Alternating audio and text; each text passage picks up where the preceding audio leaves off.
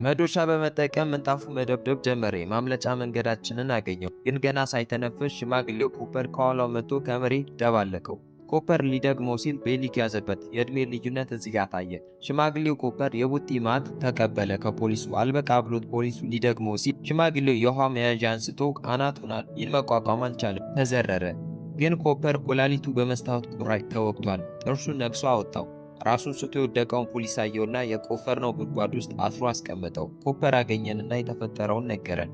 እቅዳችን የነበረው በ3 ቀን ውስጥ ለመውጣት ነበር። አሁን ግን ካሰብነው ጊዜ መፍጠን ይኖርብናል። ምክንያቱም ፖሊሱ መጥፋቱን ካወቁ መግቢያ መውጫውን ሁሉ ይዘጉታል። ከዚያም መውጣት የሚባል ነገር አይታሰብም። ሁሉንም ሰበሰብኳቸውና ዛሬ ማታ እንደምንወጣ ተናገር። ጆን ፕሌን እንዲያዘጋጅ፣ ቤንጃሚን የራሱን እንዲወጣ፣ እኔ ደግሞ የክሊኒኩን ቁልፍ ጉዳይ እንደምጨርስ፣ ሌሎቹ እንዴት አድርገው ከአዳኝ ውሻዎች ደብዛቸውን እንደሚያጠፉ ጨነቁበት። ከዚህ በኋላ የጠባቂዎችን ክፍል መግባት ስለማንችል የነበረን ብቸኛ አማራጭ እስከ 1 ሰዓት ጠብቀን ተራ በተራ በእኔ ክፍል ውስጥ መግባትና ማምለጥ ነው። ውጪ የምንናፈሰው ለ1 ሰዓት ብቻ ነው። እያንዳንዷ ሰከንድ አሁን ውድ ናት። ሱክሪ አስታወሰኝ። ወንድሜ ሊንከን ለ24 ሰዓት በእይታ ውስጥ ነው። ዛሬ ማታ ባላስወጣው፣ እኛ ግን የግድ ማምለጥ አለብን አለ። ጠባቂዎች ስለ ቤሊክ መጥፋት ማውራት ጀምረዋል። ምክንያቱም ይህ ሰው ከመቀጠሩ ጀምሮ ከስራው ቀርቶ አያውቅም። ይህን ስትሰማ ቡድናችን ጭንቀት ውስጥ ገባ። ለፖሊስ መናገሩ ቢያናድደኝም የዛሬ ማምለጥ እቅዳችንን ነገርኩት። ያኔ ቃሌን ባለመጠበቄ ስለጸጸተኝ አሁን የሱ ፈንታ ነው። ለሰዓት የቁስሌን ፋሻ ለመቀየር ሰበብ አድርጌ ሳራን አገኘዋት። ላመልጥ እንዳቀድኩኝ ነገርኳት። ለማመን ተቸግራ ነበር። ከዚያም ጠየቀችኝ፣ ለምን ይህን ትነግረኛለህ አልኳት። ምክንያቱም ልትረጂኝ ትችያለሽ። አንድ ስህተት እንድሰራልን ብቻ ነው የምፈልገው፣ ከስራ ስትወጣ በር መቆለፏን እንድትረሳ። እሷ ግን ከመጀመሪያ ጀምሮ ልጠቀምባት እንደቀረብኳት ተሰማት። አብራራውላት። መጀመሪያ የቀረብኳት ልጠቀምባት ነበር፣ ነገር ግን በኋላ የምር ከእሷ ጋር መሆን እንደፈለግኩ ነገርኳት።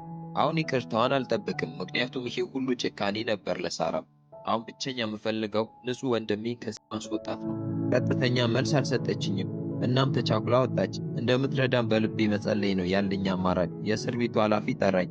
የሰራሁለት ታጅ መሃል አልቋል። አመሰገነኝ። የምትፈልገው ነገር ካለ ጠይቀኝ አለኝ። አጋጣሚውን ተጠቅሜ ለብቻው የታሰረውን ወንድሜን እንዳገኘው ጠየቅኩ።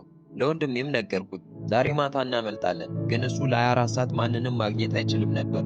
እጅና እግሩ በሰንሰለት ታስሯል። በአጠቃላይ ማምለጥ አይችልም። ትተነው መሄድ እንዳለብን ነገረን። ካልሆነ ሁላችንም መጨረሻችን አያምረው። ልቤ በቢላ የተወጋ ያክል ተሰማኝ። ወንድሜን ማስመለጥ ካልቻልኩ ይህ ሁሉ ጥረት ነጥቡ ምንድን ነው? ቆሻሻ አፈር ዘገነና ኪሱ ውስጥ ከተተ። ከዛም በሚተኛበት አልጋ ላይ በተነ። ጓደኛው ደግሞ ጠይቀው፣ ምን እያደረግክ ነው ጆን? የአምላክ ስራ ነዋ። ታዲያ አምላክ በችግሮች ሁሉ ላይ የፈረስ ቆሻሻ እንድትበትን ይፈልጋል? ጆን፣ የእሱን ፈቃድ የመጠየቅ መብት የለም። ግልጽ ነኝ አለው ቆጣ ብሎ። በዚህ መሃል በሌላ በኩል ቲባግ መጥፎ ጠረን ያላቸውን ባቄላዎች እየሰበሰበ ነው። ከዚያም አንድ ላይ አቦካቸውና አንሶላው ላይ ቀባቸው። ምክንያቱ ደግሞ ዛሬ ማታ ለመንቀሳቀስ ዝግጁዎች ነው። የፖሊስ አነፍናፊ ውሻዎች ኮቴያችንን አሽተው እንዳይደርሱብን ለመጠበቅ ስንል ነው የምንሸፋፍነው። የቤንጃሚን ስራ የነበረው ከፍተኛ መጠን ያለው ብሊች ኬሚካል ማምጣት ነው። የማምለጫችን ወሳኝ ክፍል ነው፣ ምክንያቱም በእብዶቹ መታከሚያ ክፍል በኩል ማለፍ አለብን እና ደግሞ የእብዶቹ ዩኒፎርም ነጭ ነው፣ የኛ ደግሞ ሰማያዊ ነው። በዚህ ኬሚካል ነግረን ነጭ ማድረግ አለብን። ቤንጃሚን ኬሚካሉን በትንንሽ ፕላስቲክ ከፋፈለው፣ በልብሱም ውስጥ ደበቃቸውና ለኛ አመጣልን። ግን ገና ሱክሬ እንደጀመረ አንድ ፖሊስ መጣብን። እንደ እድል ሆኖ ሱክሬ ወዲያው ልብሱን አውላልቆ ለሽንት ተቀመጠ። የእስር ቤቱ ኃላፊ ደግሞ የሰራውለትን ታጅ መሃል በማለቁ ያንቀሳቅሰው ነው። ግን ገና ብድግ እንዳደረጉት ተበታተነባቸው። ስለዚህ ቶሎ ብሎ አስጠራኝ። ሁሉም ሰው እየተመለከተኝ ነው። በዚህ ወሳኝ ሰዓት ሲወስዱኝ የሁሉም ሰው ልብ እንደ ገሃነም ጨለመ። ያሰርነው ፖሊስ አግኝተውት ይሆን? የሁሉም ሰው ፍራቻ ነበር። እውነታው ግን አላወቁብንም። የራሴው እቅድ ነበረ። ዛሬ ከሰዓት ሆን ብዬ አንዷን ድጋፍ ያነሳዋት። ለዛ ነው ታጅ መሃል የወደቀው። ምክንያቱም ኃላፊውን ለመጨረሻ ጊዜ ማየት ፈልጌ ነበር። ያዘጋጀሁትን ጩቤ ያወጣውና ሊንከንን ወደ ሌላ ክሊኒክ እንዲያስተላልፉ አስጠነቀቁ። ከዚያም አሰርኩትና ጠባብ ክፍል ውስጥ አስገባሁት። እየጮኸ ችግር እንዳይፈጠር አንድ ቦክስ ሰጠሁት። በመጨረሻም የቢሮውን ስልክ ተጠቅሜ ወደ ቲቪ ፕሮግራም ደወልኩና ወጣው። ጸሐፊዋን ነገርኳት። ኃላፊ ኦንላይን ስብሰባ ላይ ነው፣ ቢዚ ነው አልኳት። በተደጋጋሚ እዚህ ቢሮ ስለመጣ አልጠረጠረችኝም። አሁን ሰዓቱ ደረሰ። ልባችን በፍጥነት ይመታል። ሁሉም ሰው ውጭ ሲወጣ የሚኖረውን ህይወት እያሰበ ካሁኑ መጓጓት ጀምሯል። አሁን እያንዳንዷ ሰከንድና ደቂቃ የዓመት ያክል ሩቅ ሆኗል። ከእስር ቤቱ ለማምለጥ 5 ደቂቃ ቀርቶ ነበር። ሁሉም ሰው በጭንቀት እየጠበቀ ነው። የመናፈሻ ጊዜ ከአንድ ሰዓት በላይ አልተሰጠንም። እናም በዚህ 1 ሰዓት ውስጥ ከዚህ እስር ቤት ማምለጥ አለበት። ሱክሬ ተቀምጦ እጁ ያለማቋረጥ እየተንቀጠቀጠ ነው። በጣም የተረጋጋው ሰው የሚባለው እኔ እንኳን በጣም ነርቨስ ሆኛለሁ። ቲባክ ደግሞ ለዝግጅቱ ራሱን እያሟሟቀ ነበር። እናም በድንገት አሻግሮ ጆንን ተመለከተ። እነዚህ ሁለቱ ሰዎች ያደረ ጸብ አለባቸው። በጆን አይኖች ውስጥ የመግደል ፍላጎት ነው የሚታየው። ቤንጃሚን ደግሞ ኬሚካሎቹ ላይ ተፍ ተፍ እያለ ነበር። ይህም ሰው ያደረ ቂም አለበት፣ ምክንያቱም አስደብድቦት ነበረ። አሁን ለመበቀል እድሉን አገኘ። እዚህ ፖሊሶች የሉ። ፊቱ ላይ ኬሚካሉን ረጨበትና መሬት ላይ አስተኝቶ በኃይለኛው ደበደበው። ግን በዚህ ወሳኝ ጊዜ ያ ሰው እንደሚገድለው ዛተበት። ቤንጃሚንን ሊገድለው እያቀደ ነበረ። ቤንጃሚን ወደ እኔ ክፍል መጣ። ጠላቶቹ ሲመጡ አይቷቸው ነበር። ወዲያው ሮጦ ተደበቀ። የትም ሊያገኙት አልቻሉ። በጣም ግራ ገባቸውና አማራጭ ስላልነበረው የቆፈርነው ዋሻ ውስጥ ተደብቋል። ከሞት ለጥቂት ተረፈ። የማምለጥ እቅዳችንም አልተጋለጠም። ከዚያም ሁሉም አንድ በአንድ ወደ እኔ ክፍል መጡ። ሱክሬ መጋረጃውን ዝቅ አደረገው። ተራ በተራ ወደ ተቆፈረው ዋሻ መግባት ጀመሩ። ልክ እንደገባን ድምፅ መስማት ጀመርን። ያሰርነው ፖሊስ ነበረ። ራሱን ከሳተበት ነቅቶ ተነሳ። ለእርዳታ እየጮኸ ሲያለቅስ ውጭ የነበሩ 2 ፖሊሶች ድምፅ ሰሙ። ወደ ኋላ በፍጥነት ተመለሱ። ግን በዚች ወሳኝ ሰዓት ቲባክ ደርሶ አፉን ያዘ።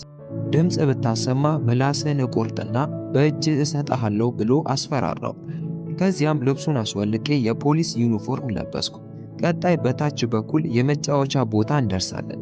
በመቀጠል አደገኛ ጥበቃ ያለበትን ቦታ ቆርጠን ማለፍ ይኖርብናል። ከዚህ የእብዶች መታከሚያ ሴክሽን መድረስ። እዚያ ቦታ 3 ጠባቂዎች ከላይ ሆነው ይጠብቃሉ። ሁሉም ሰው ነጭ የሆነውን ልብስ ለበሱ። ለ1 ደቂቃ እዚህ ቦታ መጠበቅ አለብን። መቆጣጠሪያ ክፍል ሄድኩና አላርሙን አስነሳው። ይህንን ለማድረግ ፓስወርድ ማወቅ ነበረብኝ። ሁሉንም ግን ተዘጋጅቼበታለሁ። የአላርም ድምፅ ሲሰሙ ሁሉም ደነገጡ።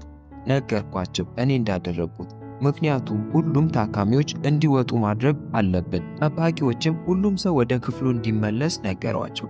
በዚህ ግርግር እኛ ተመሳስለን ተቀላቅለን ገባን።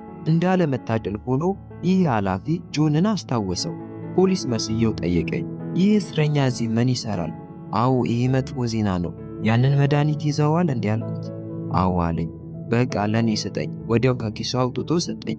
ይህ ነገር ከዚህ ያስወጣዋል አልኩና ዞር ሲል አንገቱ ላይ ወጋሁት። ራሱን ሳተ። ከዚህ በኋላ መንገዱን ተከትለን ሄድን። በዚህ ጊዜ ሊንከን እስካሁን በጠባቂዎች ተይዟል። ጠባቂው እንደ ዞረ ፊት ለፊቱ ቆመናል። በቁጥር መበለጡን ሲያይ ምርጫ ስላልነበረው ሊንከንን ፈታው። ለማንም እንደማይናገርም ቃል ገባለን። ቲባክ ግን ሊያምነው አልቻለም። በአንድ ቦክስ ከመሬት ዘረረው። የክሊኒኩን በር ደረስን። አሁን ጥያቄው ሳራ ቆልፈዋለች ወይስ አልቆለፈችውም? በሩን ስሞክረው እኔም መርዳት ከፈለጋችሁ አንድም ላይክ ቢሆን ያስፈልገኛል። ሰብስክራይብ እና ላይክ በማድረግ አበረታቱኝ።